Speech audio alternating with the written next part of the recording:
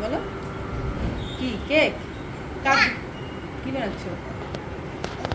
Putin ছি, কি বানাচ্ছ বলো কার জন্য কার জন্য বলে কার জন্য কেক বানাচ্ছ আপু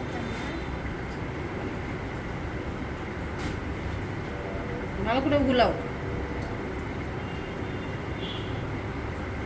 কেন সব করে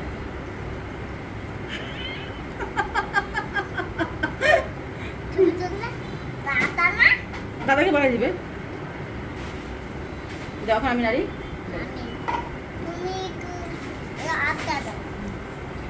তুমি আটকা এইভাবে এইভাবে নাও। আমি করবো দিচ্ছি দাঁড়াও মোটামুটি কনসিস্টেন্সি বুঝতে হবে